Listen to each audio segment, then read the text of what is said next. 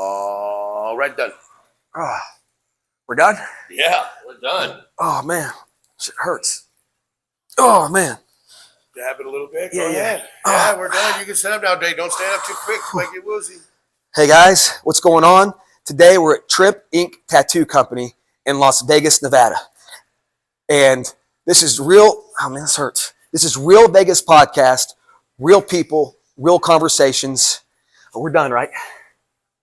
Yeah, no, put your eyebrow down. Don't look like that because you just crinkle the letters. Okay. Go down like this. And then we have to set it. You got to set it? Yeah. What does that mean? See this? Yeah. Oh, Rick. Oh, real people, real conversations. I'm Tyler Made. Let's get into it.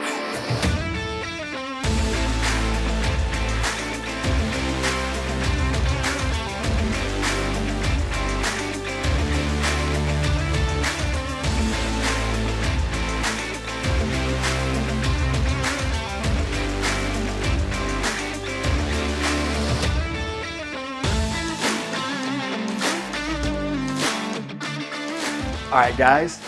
Welcome to Real Vegas Podcast. My name is Tyler Made. We're doing Real Vegas, real conversations, real people. Today, I'm with Rick Tripp of TripTattooInc.com. How's it go, Rick? Trip Ink Tattoo Company. Trip Ink Tattoo.com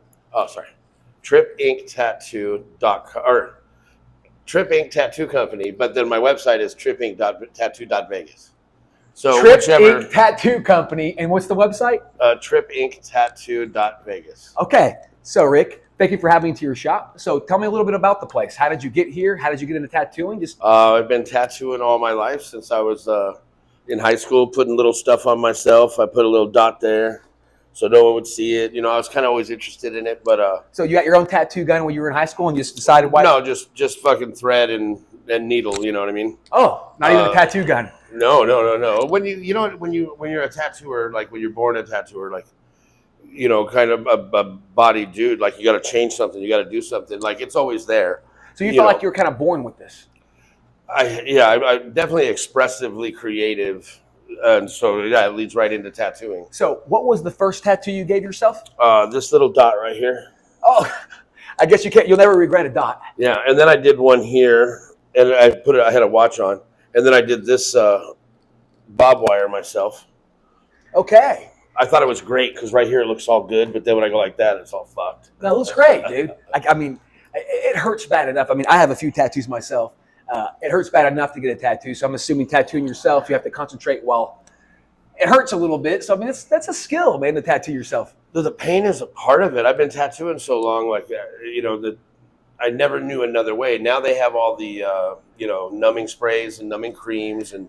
Guilty as charged. Hey, Guilty as charged with the numbing sprays and the creams. Yeah, whatever rocks their boat, man. Like I got clients that do it either way. I have some clients that won't do it without it, and then after a half hour or an hour, if they start to feel it at all, they want to put more on, so it becomes a distraction. It was a singer. It's always busy here at the shop. I mean, I'm telling you, we're right on the Las Vegas Strip. This place is amazing. It's right next to the Raiders Stadium. But get back to what we were saying as far as a tattoo. Wasn't there a singer that has his own spray? I remember. Oh yeah, Ivan Moody. Okay, who's he with? Singer for Five Finger Death Punch. Okay, so we have the singer from Five Finger Death Punch. Ivan Moody has his own tattoo spray that helps numb you. Well, at one time we were like, just looking for all kind of stuff to do together. Yeah. He's heavily tattooed, and like everywhere he goes, everybody's gonna be like, "Oh, hey, what's up with your tattoos?" And so, tattooing him, he was like, "This shit hurts." And so he developed one of the early brands, actually, of numbing stuff, Moody's Medicinals. It's a lidocaine. Well, you know what? There's sort of three that can go to it. The generic is lidocaine. Put lidocaine in some liquid, and all of them are that 4 or 5% or so. Right. But there are some. You can only have up to like 5%, I think. Right. Like over the counter bullshit. I don't know. Mexico's right there, so man, we got people that come over and they bring their arm turns invisible. They can't even see it. Like, so I don't know like what hurts you or doesn't hurt you. Right. I know that the cosmetic makeup industry has caused a lot of that to come into the body art world because they're numbing those girls' eyes, their lips. Because they're doing the permanent. Now it's pretty normal to do the permanent eyebrows, right?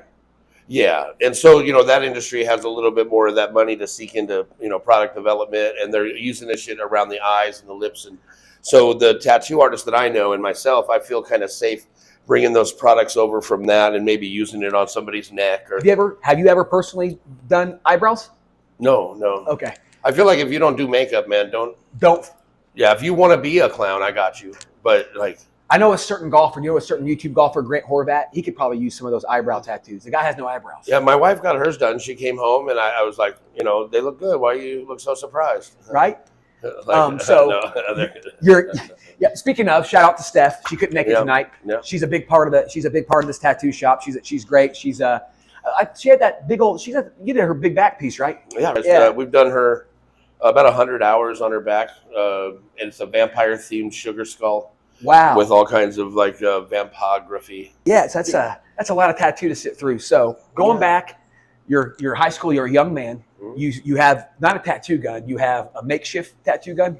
Well, I just drew a lot, and then hand poke stuff. It wasn't until I went to jail and I started drawing like envelopes. I was a poor kid. I grew up on Donna Street here, if you know Vegas. Okay. And then 28th Street in the projects with my mom. So that's over by that'd be over by D Street and all that. Northtown, and then over by Bonanza and Eastern. Oh, okay. So yeah, that's not the greatest. I mean, if you live in Vegas, I'm not saying it's a horrible, but it's not the probably greatest area. No, it's not. It's like literally not the greatest. But in Vegas, our whole town is pretty good. So even our not greatest parts are pretty good. So right. So I didn't have it that bad for a guy that's a project dude.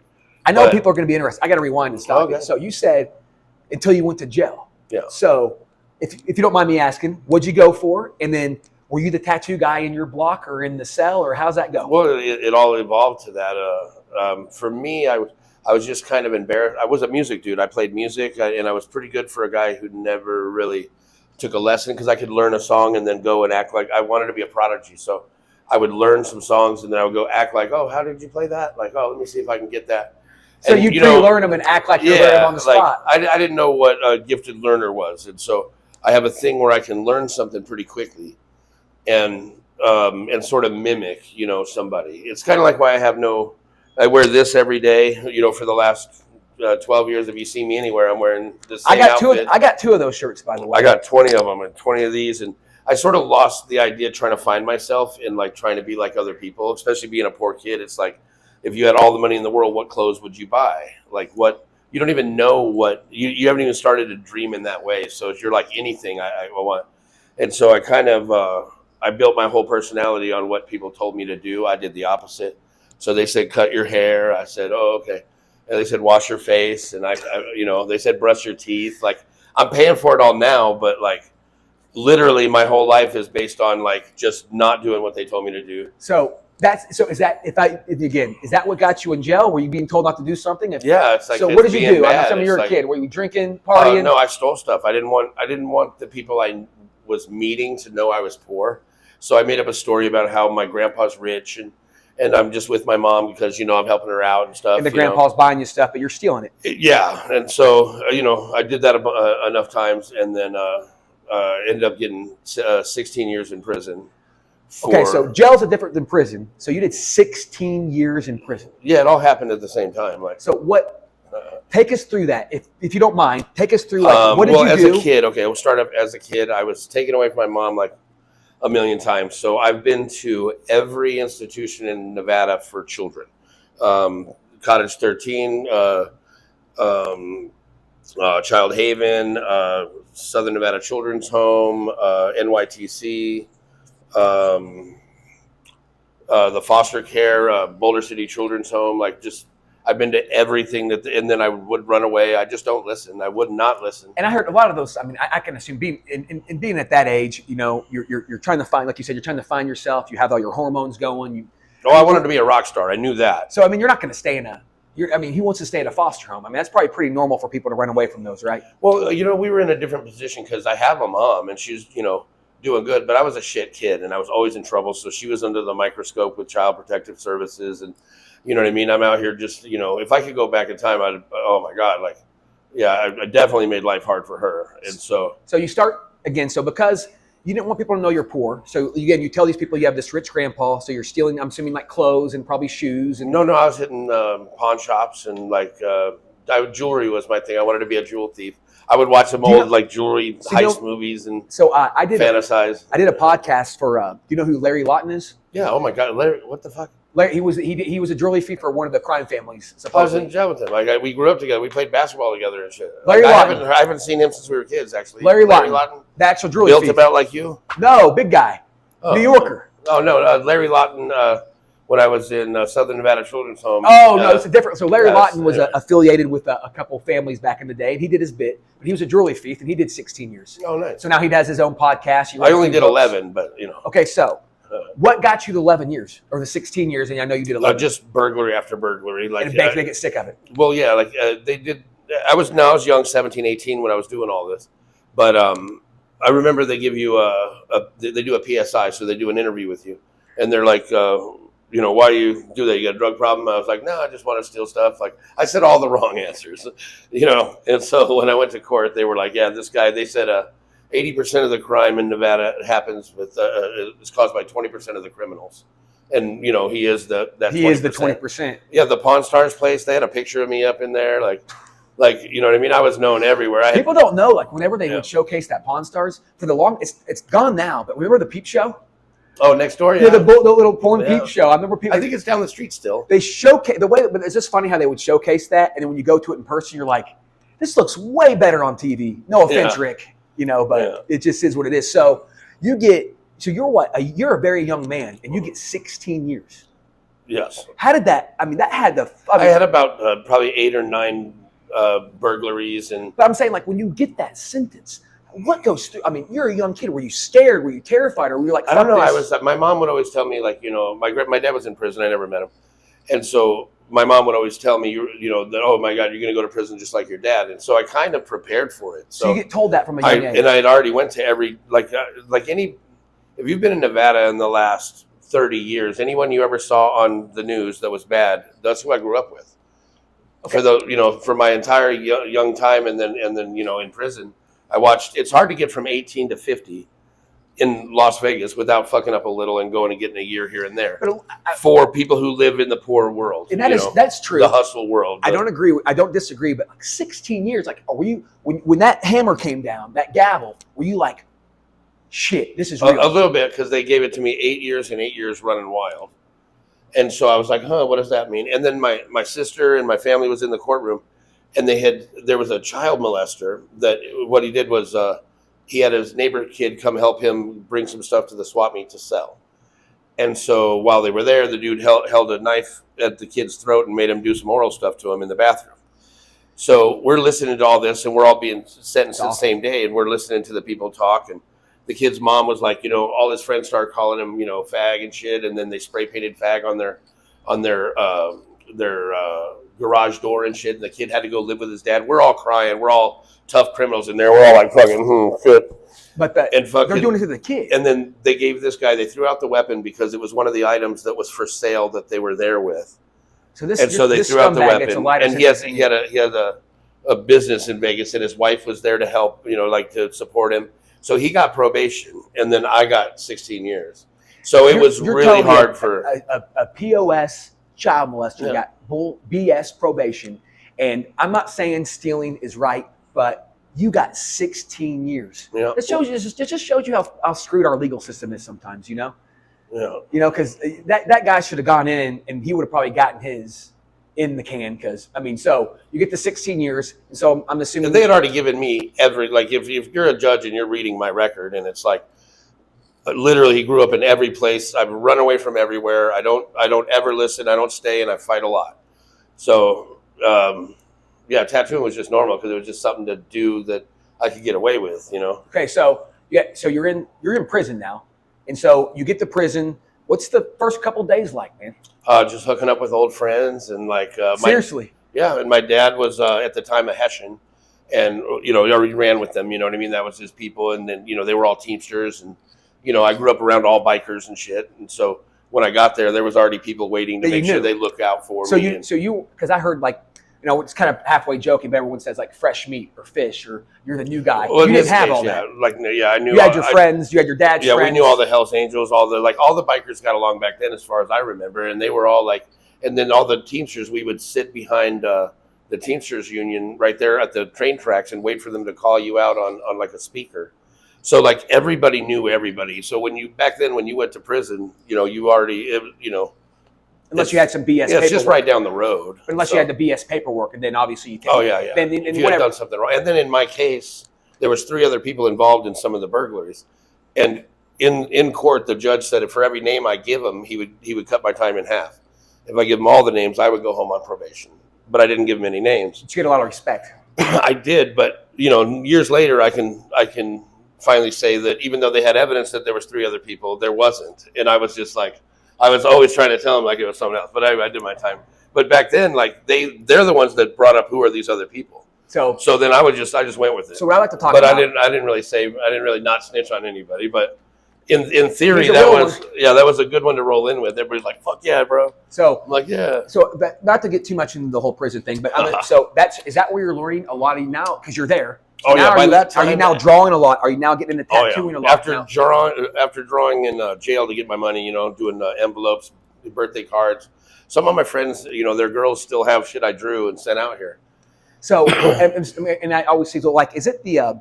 Are you using what do you make a tattoo gun with while you're in the can? Okay, well, when you're in jail, you just do stick and poke. When you get to the prison, though, it's just like a little poor city. There's a store, there's all kinds of motors. So all you really need to make something move is a motor, and all you need to do to poke something is have something sharp. So like I heard something you can use like a guitar, the end of a guitar string if you can get a hold of it. Guitar string if you can get a hold of it, but then that goes to I can use a spring out of a pin, a spring out of a lighter, and then roll it out for one-time use. So is that how? So I'm assuming you have a great skill. A lot of guys probably want some tattoos while they're in the can. So like I'm assuming, are you able to make money, use it for trade? Are you using this to be able to? Yeah, it was my hustle, and so I tattooed basically the who's who of motherfuckers. Like all the, all my homies are like, not all of them got tattooed, but like, if you knew sort of the there's a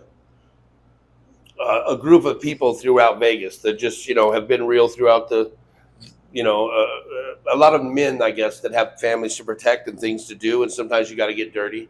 When I was in prison, I found out it wasn't a bunch of criminals; it was a bunch of men who got caught up in the game of playing man. And even some police officers on the other side of that will tell you, prison's not necessarily full of bad people.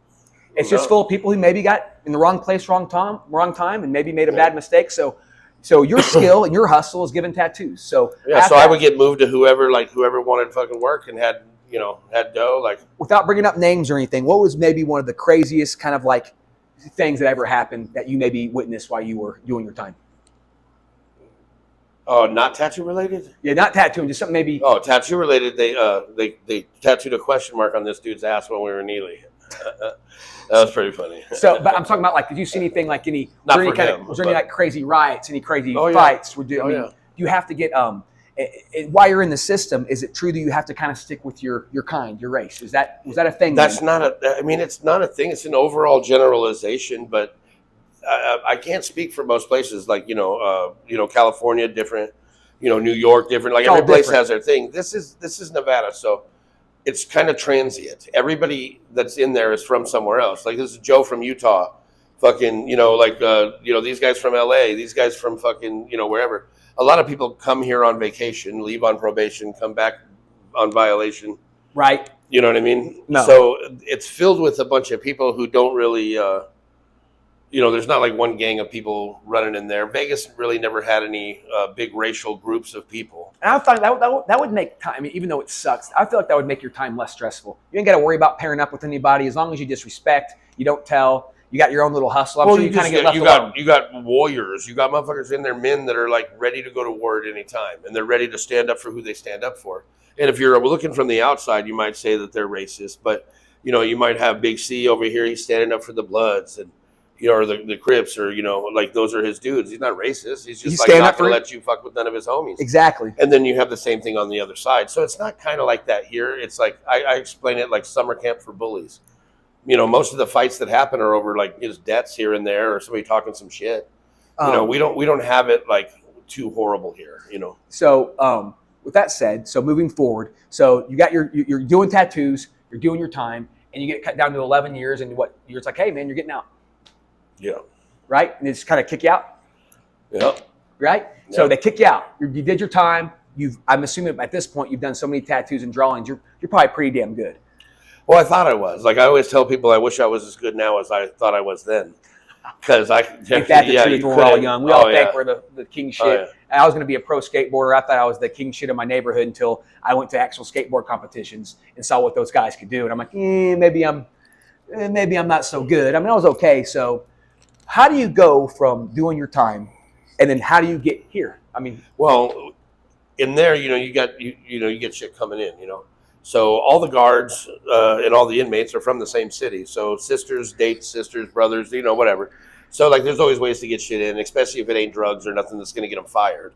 So I like tattoos, so I would have all the tattoo magazines coming in, and I came out. I used to tell people that I'm probably one of the most well-informed people in the world on the subject of tattooing. Before the internet started, when it was just from magazines, the internet changed a lot. You know what I mean? Like I looked up to so many people. I wanted to be Paul Booth and Bob Terrell, and and getting out at 33, Bob Terrell, one of my heroes. He started tattooing at 33, and so I was like, "Fuck, dude! If he started at 33, I can." Yes. And so I told everybody, like, "Hey, when you get out, look for my name on a building because I'm gonna be tattooing Trip Inc." You get out. So do you go have someone mentor you? Are you an apprentice for somebody out here? Well, yeah, I came out. I wanted, I had a portfolio that I brought out with me of drawings, and plus I had people out here that plugged me in at almost every shop, telling them I was getting out and stuff. And then I went and tried to do an apprenticeship with a guy named Painless Wayne. Okay. And man, you say Painless Wayne? Painless Wayne, yeah, Okay. He owns Totem Tattoo. Fucked up more tattoos than anybody I've ever fucking seen. Like, even back then, I was like, "Oh fuck, dude!" Like, it was like he tattooed overhand and shit. He was fucking horrible. Like, and you were supposed to be his under him kind of. I don't know what they call it. Like I was there for a couple of days, and I was just like, "No, I'm not gonna stay here." And then everyone I've ever met is like, "Yeah, he sent me to the hospital for this one," and like he's a I don't know. Anyway, what are things that you can? What are things that could cause you to go to the hospital? Is it like not cleaning your needles, bad ink, not going deep enough? I mean, I think it's just going too deep. Yeah. Barbed needles. That's what she said, Rick. And it's not about going to the hospital. You can get injured any kind of way, and then still heal it without having to go to a hospital. Right. You know what I mean? But in his case, I don't know. I think it was also the people. Like, it was just East Side fucking. He's still there too. Like, to this day, I tell people, look, it's not like he doesn't know. He posts pictures of the tattoos. You can go look at them right now. Like, it's crazy. But. So you're obviously you're like, this guy isn't for me. So do you go to another shop? Do you find someone who actually kind of knows what the hell they're doing? That's when I learned. I say that not to talk shit. I say that to say, like, I was surprised because when I got out, I thought, man, when I go to one of these shops, I'm really going to learn some shit. I'm going to learn what I see in these magazines. Right now, I know how to build my own machine and make my own inks and fucking and freehand. I did 1,000 bodies. So I mean, I'm coming out pretty fucking seasoned, but still with a lot of respect. So I went and tried to join all the art groups. I went to Studio 21 and like Hart and Huntington and Clark North and all these dudes, Ryan Downey, all the dudes that were famous in Vegas, Ray, Tattoo Jeff, which I knew from in prison too. Okay. And even the tattooers out here got tattooed by me in there. So I had a pretty good fucking ego, but I couldn't get an apprenticeship anywhere. They wouldn't even let me join the Las Vegas art group, because I'm this dude coming out of prison. At the time I was fighting, and so I thought I was all tough and shit, and so I was I guess a little bit to have around. So finally I got a apprenticeship type of just job at Wildside Tattoo. Where was that located here in Vegas? The one I worked at was on it's a pretty crazy story. So I finally got a place to get me in, They looked at my portfolio, right, of my drawings out of prison, and the owner was like, "Oh my God, I got to have you do my back," and I was just like, "Fuck, ego through the roof, right?" But he was an old biker dude, and I drew biker shit, So I get the job, and there's this guy Twister. I still know him, He's out here, he's tattooing still, and then some other guys there, but Twister's the only one I still know. But I started tattooing there for like 2 weeks, and I didn't know anything about tattooing. So he showed me how to set up a tattoo machine that my sister put on her credit card for me to get some tattoo stuff. So your sister's helping you out. you Oh started. fuck yeah, all my life, dude. Yeah, she's always been there for me. So Having a good support system with family really helps, man. oh yeah. So your sister gets you. So you're wild side. Your sister's getting you your first actual, probably real, legit tattoo gun, and so you just start at wild side basically. Yeah. So I tattooed for a week, and they were coming out okay, and then I finally realized that I didn't have a rubber band. I did everything right with the machine, and I didn't want to tell anybody I didn't know because they were letting me tattoo. So I didn't want to tell them I never used one of these machines. So then finally I realized that I wasn't putting the rubber band on my needle, and that's why my fucking shit was going crazy. So I put the rubber band on there, and then it just went zzz, and I got that little C that I like, and I started tattooing, and from there I was like I got pretty all right. And then 2 weeks after being there, they opened a new tattoo shop on Tropicana and Pecos. So that's Tropicana and Pecos. That's are you talking about where Dirk Vermin shop is now? no, that's on Paradise. Okay, yeah. You're right. So Trop and Pecos is that was where the old dive bar was. Yeah, around there. Yeah. So okay. There was a Burger King, and then behind it was the tattoo shop, and they asked me, do I want to fucking run it, which pissed Twister off because it was like, he was supposed to go there. He's supposed to maybe the old kind of the next in line, but yeah, he was. They want you. Yeah, and so I'm like, fuck, I don't know what I'm doing. So you piss off Twister and go ahead and do it? No, I did. Hell yeah. I didn't know, dude. Like, now we're friends, but like back then I was like, huh. But he should have got it for sure. I was just bullshitting my way through it and doing a good job. So anyway, I go there, and then I pissed off the owner, and so he was like, sending somebody to beat me up. And this dude fucking, walks in the door, soldier, and he's like fucking 6'8" and shit. And he walks in to fucking like handle business and shit. And I turn around and fucking, it's like homie. And then that's when they found out that I knew. He was sent there to get you out. And he looks at you like, Rick, what's going on? Yeah. And so we like shake hands and shit. And they're like, what the fuck? And then he like turned on them and was like, hey, don't you ever motherfucking like, And so then they found out, that I, had been in the joint because I was trying not to tell them because everyone I told that to, it didn't turn out right. They didn't want me in the industry. So then it came out that I was in prison and shit. And then they, were cool with me after that. I think it was just, soldiers, that's being on my that's side. Funny. That's so you have a lot of respect and a great reputation in this town. I mean, I think so. I've known you for probably at least, I don't know, 8, 9, 10 years. I've known you a long time. And so this big old guy comes in to handle business, and he sees it's you, and he just smiles, shakes your hand, and is like, you need to leave this guy alone. And so basically he co-signed me with all them dudes that are in those, those clubs where they got to follow all rules and like know things. And leave Rick alone. Yeah, well, then they knew like I wasn't meaning any disrespect by the shit I was doing. Like, I was just being me, you know what I mean? Like I have to sort of captivate a room and shit. And I think what it was that made him mad was I took money out of the register to take a cab home, to take a cab to my dad's house because I had to give him some money that I had on me. I took some money out of the register because my dad wanted to borrow some money. So I took a cab home, went by his house, gave him the money, went to my house, went to bed, got some money that I had at the house, and then drove in the next day. And I'm the one that's supposed to open the place. And then when I went to open it, they were already in there, and they're like looking at the register, like, "Where's my money?" And I was like, "Oh, I got it right here." And they're like, "Oh, you don't take my money," and then that's what it was all over. Never mind. But that's how it kind of all went down. But after that, we were all cool. So then they give me, they're like, "All right, we're going to give you an apprentice." And I'm like, "What the fuck?" And so it's just me at first, and then they give me Christian Buckingham from Ink Masters. No way. They give me him as my apprentice. So these guys that came in to tune you up and being your friends, and then they said you're going to take this guy as your apprentice, basically. Well, they respected me, and whatever. So for people who don't know, Christian Buckingham, correct? Christian Buckingham. Was he a winner or a contestant? He's a winner, and I'd say a winner. He was on the show Ink Masters. I don't know if he won the whole thing, but I know that he's on multiple episodes, and like, he's definitely at that level. He's one of the most well-versed. Yeah, right. Yep. Yeah, he's one of the most well-versed tattooers. He did this one. Oh, nice. And then, but anyway, they gave me him, and so we, went through it together. He quit his job to come to work. I mean, not saying you taught him I would read tattoo magazines and then think, and like I said, I thought I knew everything. So coming from him, I was at least a confident teacher. And then we had other guys at the shop that would come in, some really great artists from time to time, would do a little time there while we were there. And we learned a lot. Then I got, I think I went back to jail or something. for a shootout or some shit. Whoa. And then I got out though. Okay, so hold on.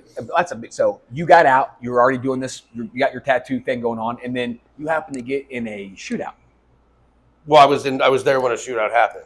Oh, okay. And so they had to take me in and check my hands and what? shit. So obviously there's no gun residue, so they let you go. Yeah. Okay, perfect. So how do you go from working there to your Rick Tripp? How do you get to Tripp Ink Tattoo here in Las Vegas, right here on the Strip, basically? From there, when I got out, they found out that I was actually not a licensed tattooer. That's another thing. I guess they didn't know that the whole time. So I never got in a. All right. I never got an apprenticeship or anything like that per se, but I would tattoo dudes in prison all the time, and I could already do art, and I just sort of caught on. So I never really thought I should bring it to their attention. After going everywhere trying to get an apprenticeship and not getting it. So you have to have some kind of license. Yeah. And you didn't have one. Well, I had the apprentice paperwork. Okay. And then they signed off. He just never read anything. Like, right. So then one day the health department came in and fucking told them that I was an apprentice. And so then I couldn't work for them anymore. And so then I was like, you know what? I went to like Holy Den, a smoke shop, tattoo shop, tattooed there for a minute. Went to Mystical Ink, tattooed there for a minute. And then I went to Naked City Ink. Okay. And a lot of artists have and now Naked City is the same place. You've been around Vegas, brother. Well, I always wanted to open my own place, so I wanted to work my way up. So when I went to Naked City, that was with Dave Zero, a Hollywood artist, like badass, It was probably the worst place I've ever been in. But like some of the best artists came out of there. Like, and then Dave, he was like, he's like, hey, I'm not an artist. I don't sell art. I sell cool. You want an armband? Cool. Yeah. Okay. You know what I mean? Like he was. I don't sell art. Yeah. He doesn't sell art. He sells cool. I like that. Yeah, he was a different kind of dude. So, I worked there for a while, and that's where like Victor Whitmill started, Jason Osblatt, Oz. Some of Brandon Bond, like a bunch of really good artists started at that shop. People in the tattoo world Biggs, are going to know these names. Yeah. Okay. And so I was like, all right, this is a good place. And so after that, I couldn't get a job anywhere good. So I said, you know what? I got to get better at tattooing. So I opened up my own little private studio because I had a huge clientele of my friends. And I started doing tattoo conventions and taking seminars from everybody. And so I'm a gifted learner, so I can look at your shit and pretty much bite your work. But, you don't do that. So I would take their seminars and just be like, oh, shit. $100, take their seminar, and now I can go tattoo. And if my stuff looks like theirs, they're like, fuck yeah, good job. So, that was for me the best way to get better quicker. So then I ran into Clean Rock One. Another contestant on the ink? Yeah. This is before Ink Masters. Way before Ink crazy. Masters. So I'm saying it's crazy. You know all these guys before before the world knew them, basically. Oh, yeah. Yeah, talent is easy to spot. And like I said, I still to this day think, now with the internet, I don't know. There's so much to tattooing, but I mean, all the old heads, dude, like, and they're starting to go away now. Like they create the way they would critique those tattoos on that show, they'd pick apart every little damn line, every little thing. But I know sometimes I still think like, what the fuck, you found something wrong with that? And then they say it, I'm like, okay, you're right. Yeah, but to me though, like, even though I'm not saying they're wrong, but like your average Joe, then you're showing a tattoo, they're not going to be able to pick apart. I mean, I'm sure there's stuff you could pick apart with this. Oh, yeah. But your average Joe's not going to. They're going to say, "Oh, that's a nice rose," or "That's a cool rose." So you're meeting all these great tattoo artists that later become Ink Masters or on the show Ink Masters. So you always wanted to own your own shop. So do you well, I had my own shop at that point, like a little private shop. Okay. And then I invited Clean to come work out. Where was that shop at? Right in the Arts District. Okay. On Wyoming. Would be an Arts District now. So you had your own little 2-station studio where I invited my friend artists that I met traveling, They come in and do guest spots with Hori Ryu from Japan. Like, no way. I like to collect little shit. Luke Zertek from France worked here for a while at Poker's, kind of down the street, and so I would have like my friends artists would come and show me stuff. Clark North at Hart and Huntington when they were filming their show. That was back when I couldn't get a job at a tattoo shop, so I would tattoo people at my house and bring them in to show them, and they were like, "You motherfuckers gonna break your hands?" I'm like, "Come break them, motherfucker!" Like, what's up? And so Clark treated me good. He was like, "Oh, that's cool." Like, and still to this day, he's one of my, like, he's down the street, like, Irizumi master. Like, holy fuck. So, but so this is like right off what people don't know Vegas. This is literally right parallel to the Strip. off a street called Dean Martin. It's right next to the Las Vegas Raiders Stadium. How do you get this prime real estate, man? Well, so I went to Clean came to Vegas and then opened a shop. And then he called me one day and he said, "Hey, you want to close down your place and come work with me? I'll teach you how to tattoo." You know, he knew I had a pretty big clientele, and I was like, "Fuck yeah!" So, and then he's, you know, one of the only ones that would. I have a lot of friends, but he was one of the only ones that was real. You know, I'd be like, "What do you think of this?" And he'd be like, "Oh, it sucks. What do you think of it?" You know what I mean? Look at this line. Look at this line. You know, real. It wouldn't sugarcoat it. This sucks. This is or and obviously it would probably or this is good. Just be real about it. So later, you know, I've become good friends with him, and he would be like, "Look, I only say that if you ask what my opinion is. I never walk up and say your shit's shit." Oh yeah, I mean, but if you say, "What do you think?" asshole. I'll be like, "What? You don't see this line?" Like, you know. And so that realness was like cool. And he's like, "Oh, I'll teach you." You know, so he taught me new school and neo-traditional and traditional, how to, you know, build a machine, like how to, you know, how to do everything. So, and then what I brought was my clientele. Clean Rock showed you a lot of the stuff. Clean Rock one, yeah, I worked with them for 2 years. Okay. Learning as much as I could, and then got to the point where we traveled together, went to tattoo conventions. One time we did the Oliver Peck's convention in Texas, Austin. I almost went. I have an American traditional eagle on my chest. Oh, nice. I love it. It's probably my favorite tattoo. I ended up having it done here in Las Vegas, but I was trying to book Oliver Peck in Texas, but he was busy, and it was just hard to. Have you ever, any defined tattooer that's a traditional tattoo into neo-traditional, new school realism, like, you know, they've taken the eagle everywhere. But yeah, it's really about finding the right person who does that.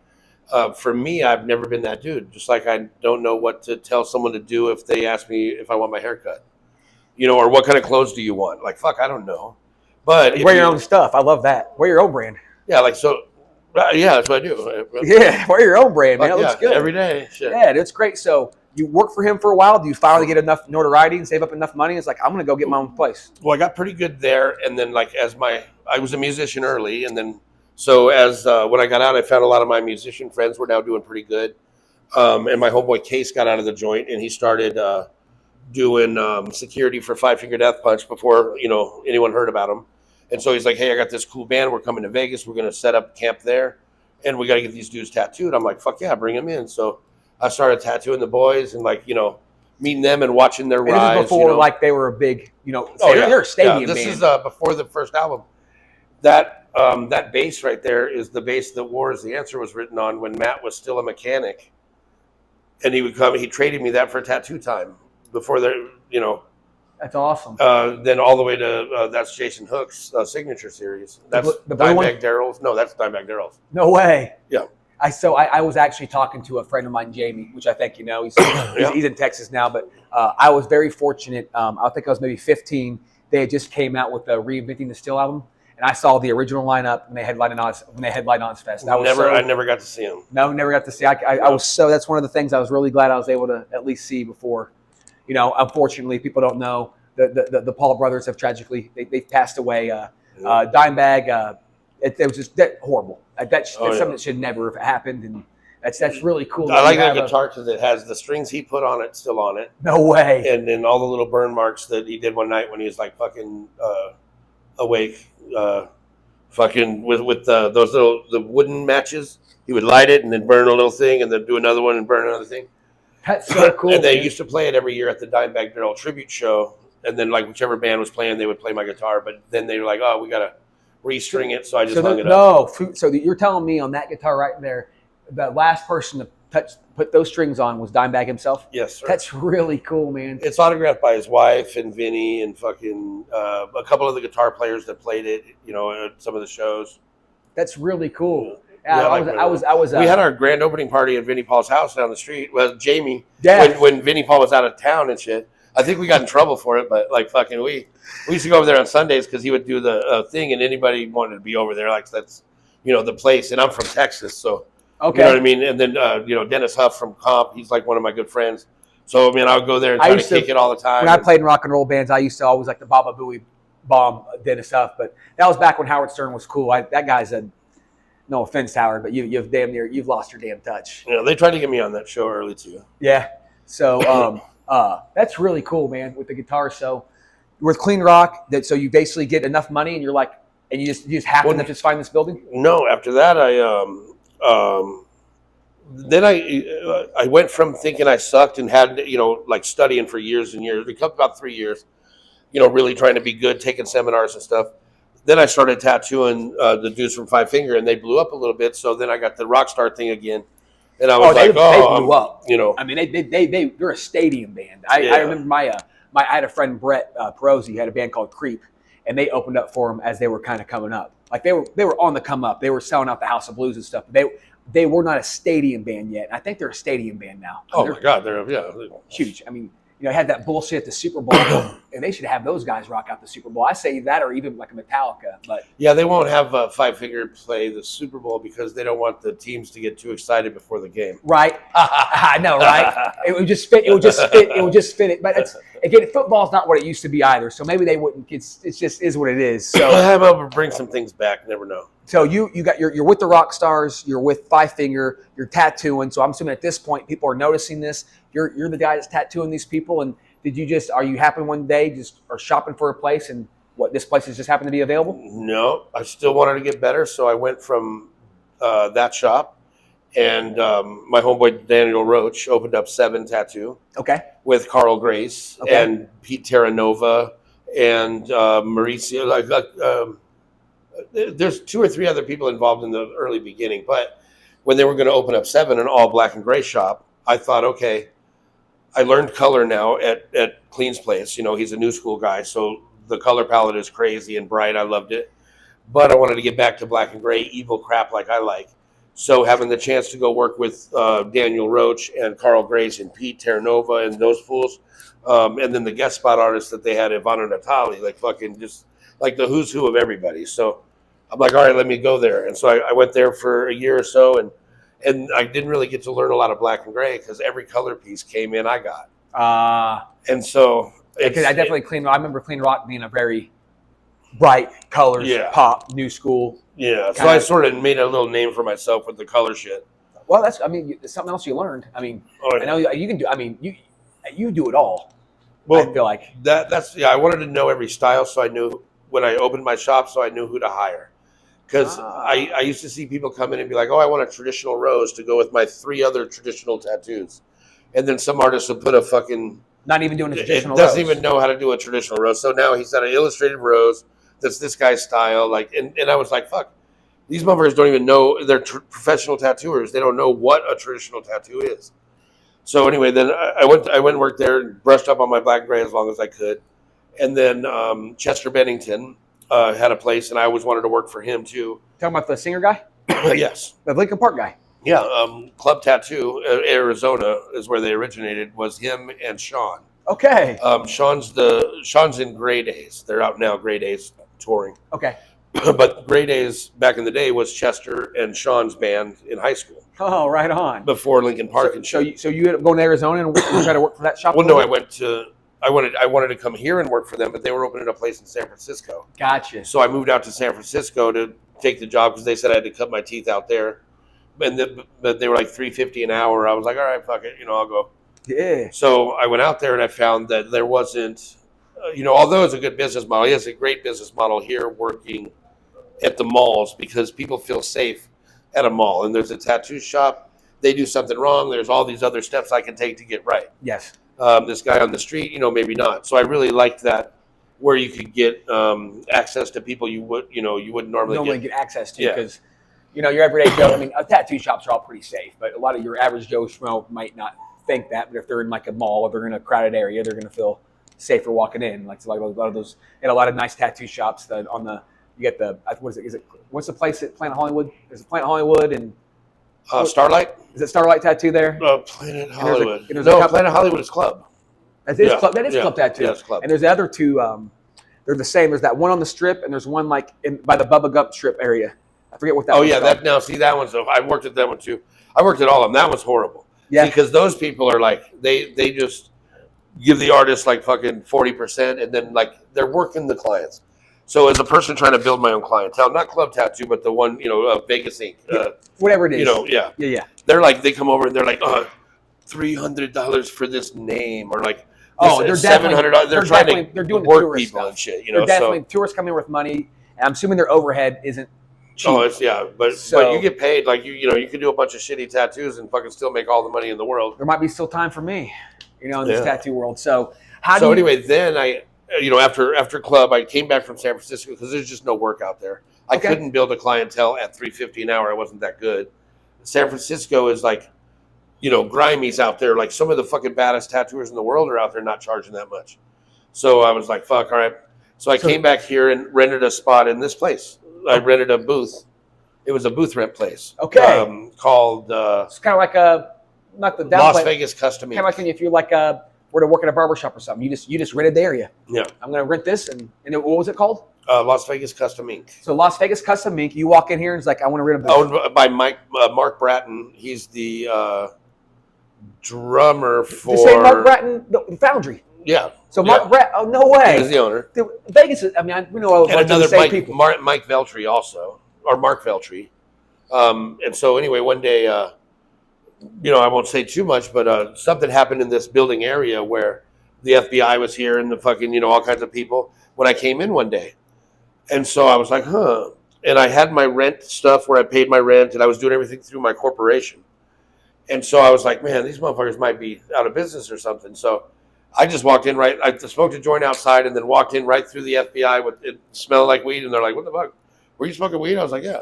You're talking in this building here. You're just walking Yeah. in. There's agents everywhere. Yeah. You're walking to your booth. And they're going through everything. They were going through my shit. So I'm like, what the fuck are you doing? They're like, do you have the key to this? And I was like, well, yeah, I fucking got this. And they're like, why are you smoking weed? I was like, it's about to come in and draw for the day. Like, what the fuck? So anyway, I opened up all my stuff. Drawing and weed go hand in hand. And then I gave them my my thing saying, hey, I rent here. So when they left, they just left it open and just left me. And then they, I didn't know who else was whatever. So I went to the landlord. I said, hey, if anybody doesn't want to rent this later or whatever, I'll rent it next.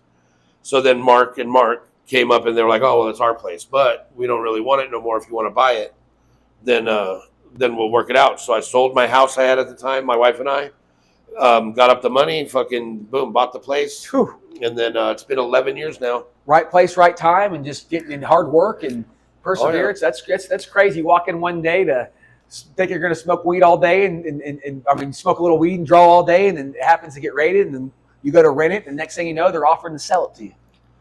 So Yeah. you sell your house, and I'm sure maybe you downgraded for a while to get. I don't know how that works, but Yeah, we I'm went assuming this couldn't have been cheap. We're not asking. I'm not talking numbers, but this is a great location. Yeah, and then and it was just this side here. It wasn't the other part that I have over here. So That was a smoke shop. Oh, okay. And then in That the makes back sense. was an upholstery thing at the time. So you just had this little area here to start. So I'm Yeah. assuming your door would have been that side door, Yes, and that front door would have been the smoke shop. that's right. Okay, so then eventually the smoke shop goes out of business. So you're like, Well, they wanted to sell, I bought it. Then the back guys wanted to sell, I bought it. I just kept expanding. hey, During COVID, so we really lost a lot of money with me doing it. But I wanted to have a really big place because I've worked at every shop as a tattooer, man. And so when I travel the world and I go to places like Spain maybe less rules, more rules. I don't know how it works, but artistically, I feel like everybody's older than Vegas. So Spain, to me, I remember when I went there. There's a guy, Victor Chill, one of the best artists in the world, and I went to his shop. And every shop I went to that's like this, it was open floor, and it was like every artist wasn't the best. Like there was their family. They were there. There was an artist that was maybe not as good as them, and then there was a guy learning. There was a young artist, and I was like, I really admired that. Whereas a lot of these sort of super group bands or shops that open up, it's like in a band. You take the guitar player from this band, and you're trying to build this shop with these down artists, and they all have like the same style, like classic tattoo or downtown tattoo, traditional. I mean, you go in there like it's traditional. It's like stepping back in time. They just do straight traditional. Fucking it, yeah. Don't ask for anything else when you go in there, basically. I'm sure they can deviate a little bit, but if you want a traditional tattoo, you'd go there. Yeah. Or you come here. Yeah. So tell me so when I came into the shop, now you have all the spot. It's Trip Ink. So we got some of those trophies up there. So what are some of those awards about?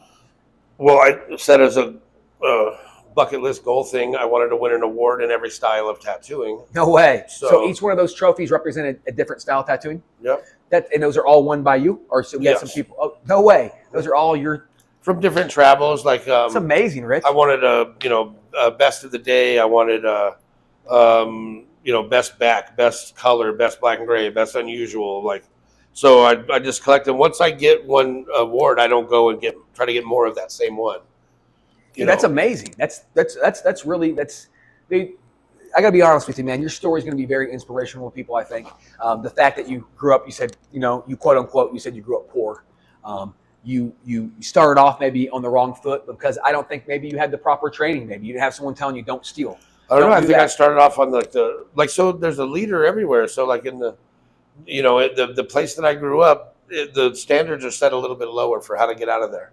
Right. And how you got out of there comes with a little respect. So selling some dope or hitting a lick or two, it didn't seem to me like I was being a bad person. I was just in a different place where the only way, like, it's like what you see in movies. So to come being from able that, to be and to get here, it's a wreck. I mean, I know you live in life every day, so sometimes you don't really. Sometimes I have a hard time looking at some of my accomplishments sometimes, but it's like this is really it's a success story. You can make a movie on your life, bud. I mean, there's a lot of tattoo shops in the world, and you have a place again. Like we're just across the street from the Strip, off a street called Dean Martin. But this is a great location. It's a huge shop. Your name's plastered out front. It's just dude. Coming from where you came from and where you're at now is amazing, bro. Yeah. It's really Sometimes amazing. I trip on it, but I have a motto: work hard, head down, look up, life right. Do that one more time. Work hard, head down, look up, life right. Work hard, head down, look up, life right.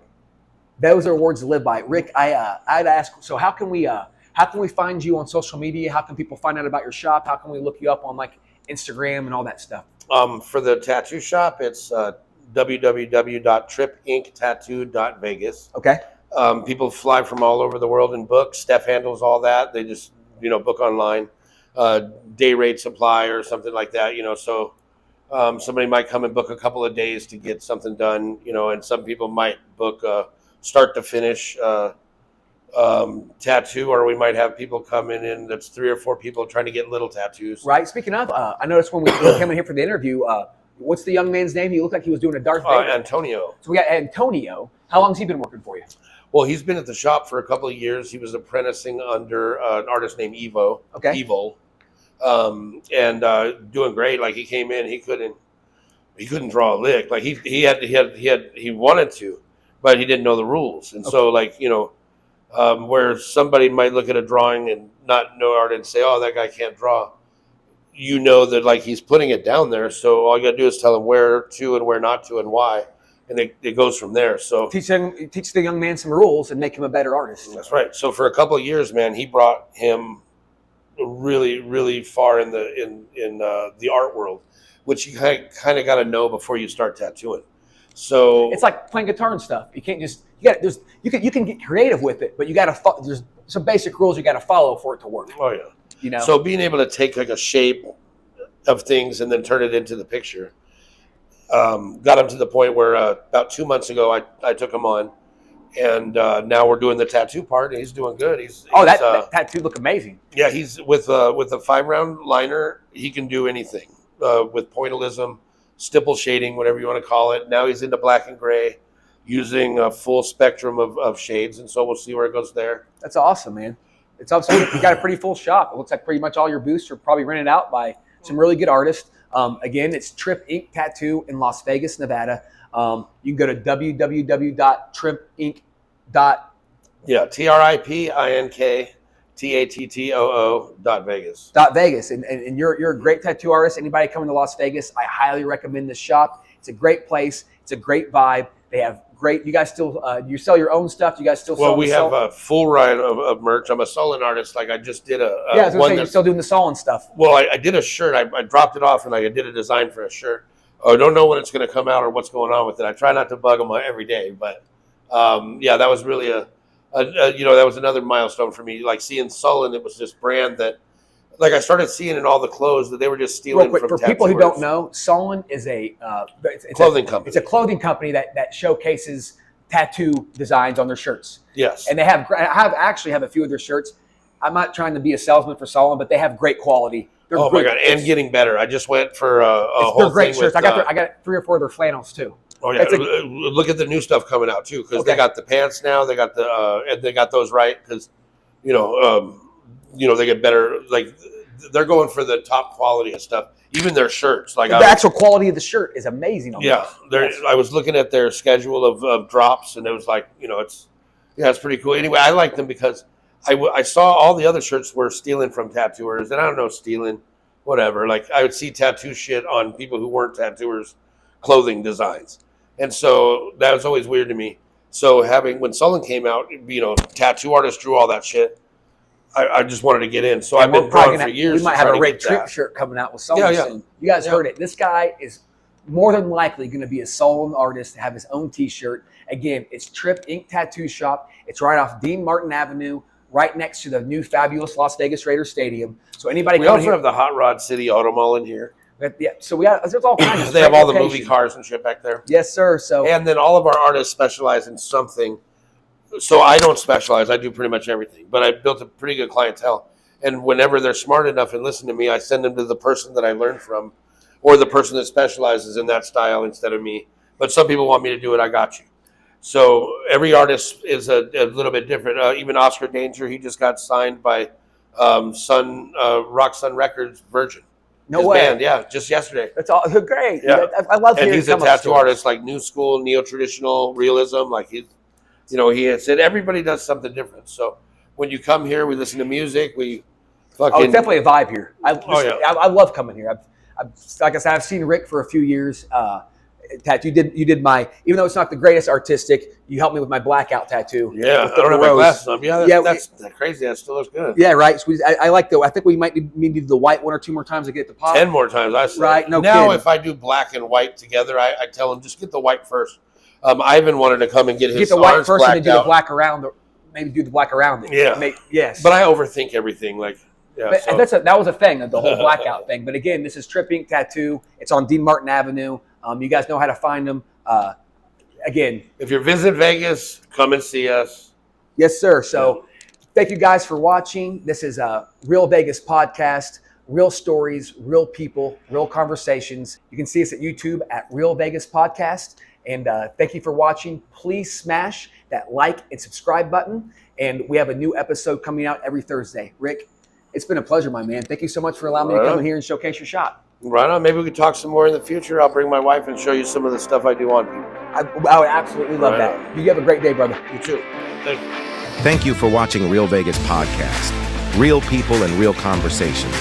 Make sure to like, comment, and subscribe.